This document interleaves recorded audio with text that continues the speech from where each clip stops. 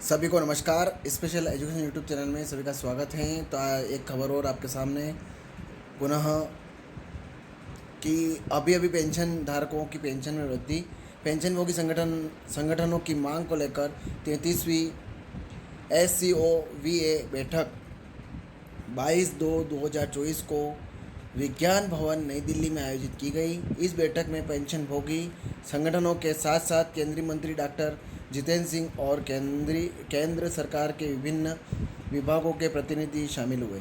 इस बैठक में क्या हुआ, किन मुद्दों पर मुहर लगी और किन मुद्दों को खारिज कर दिया गया, इससे मिनट्स केंद्र सरकार द्वारा 3/4/2024 को जारी किए गए और सभी पेंशन संगठनों के प्रतिनिधियों को भेजे गए हैं। इस बैठक में पेंशनभोगी संगठनों की विभिन्न मांगों पर चर्चा की गई और कुछ मुद्दों पर स्वीकार कर लिया गया मुद्दों को स्वीकार कर लिया गया और कुछ मुद्दों पर पुनर्विचार करने पर सहमति बनी और कुछ मुद्दों को खारिज कर दिया गया। तो आइए विस्तार से जानते हैं कुछ खास मुद्दों के बारे में जिन पर केंद्र सरकार के विभिन्न मंत्रालयों ने फैसले लिए। तो देख लेते हैं आगे। पेंशन धारकों का हेल्थ चेकअप। इस बैठक में पेंशनभोगी संगठनों ने मांग की थी कि पेंशनभोगियों की समय समय पर हर 6 महीने या साल में एक बार स्वास्थ्य जांच की जानी चाहिए। पेंशनभोगी संगठनों के समय समय पर स्वास्थ्य जांच की मांग की थी। इस पर स्वास्थ्य एवं परिवार कल्याण मंत्रालय के प्रतिनिधियों ने कहा कि पेंशनभोगियों को साल में एक बार स्वास्थ्य जांच कराने की अनुमति है। स्वास्थ्य जांच कराने के इच्छुक पेंशनभोगी CGHS पैनल में शामिल अस्पताल में जांच के लिए CGHS वेलनेस सेंटर के CMO से रेफरल ले सकते हैं। यदि किसी पेंशनभोगी को इससे संबंधित कोई शिकायत है तो वह स्थानीय सलाहकार समिति के समक्ष अपनी शिकायत दर्ज करा सकता है। आगे इसमें ये 65 साल से मिले 5% अतिरिक्त पेंशन का फ़ायदा।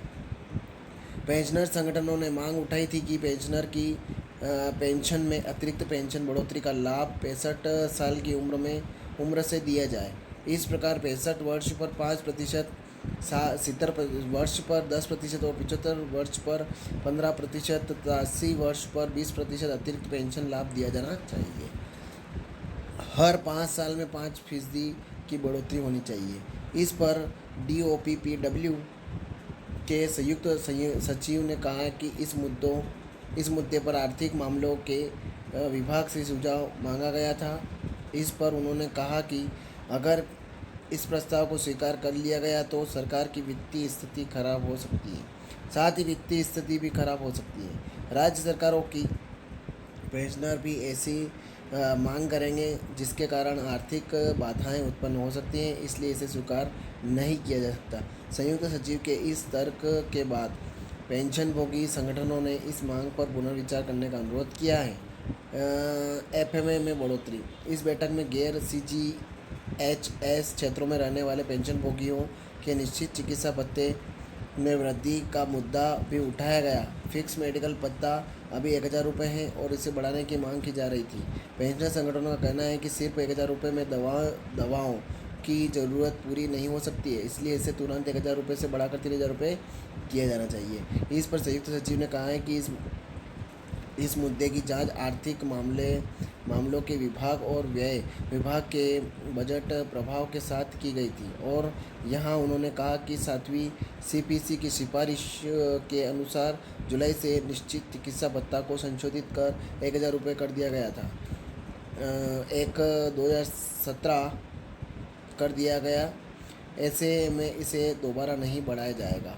आगे इसमें यह है फैमिली पेंशन धारकों के लिए फिक्स मेडिकल अलाउंस की मंजूरी। इधर पेंशनभोगी संगठनों ने रेलवे बोर्ड के प्रतिनिधियों से मांग की कि पारिवारिक पेंशन पाने वाले विधवा, तलाकशुदा और अविवाहित बेटियों को भी निश्चित चिकित्सा भत्ते का लाभ दिया जाए।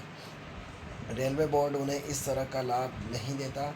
ऐसे में रेलवे बोर्ड को तुरंत इस पर विचार कर उन्हें तय मेडिकल भत्ते का लाभ देने का आदेश जारी करना चाहिए। इस पर रेलवे बोर्ड ने कहा कि निश्चित मेडिकल भत्ते का लाभ पेंशन भोगियों के साथ साथ सभी पारिवारिक पेंशन भोगियों को भी दिया जाता है। रेलवे बोर्ड द्वारा UMID सिस्टम लॉन्च किए जाने के बाद से ही यह समस्या देखने को मिल रही है। ऐसे में रेलवे बोर्ड जल्द ही इसकी दोबारा जांच करेगा और जल्द ही इस संबंध में सर्कुलर जारी करेगा। आगे इसमें यह है, रेलवे किराए में पेंशनधारकों सीनियर सिटीजन को मिले छूट। पेंशनभोगी संगठनों ने रेल मंत्रालयों के प्रतिनिधियों से मांग की कि पेंशनभोगियों को रेलवे किराए में जो छूट मिलती है उसे बहाल किया जाए।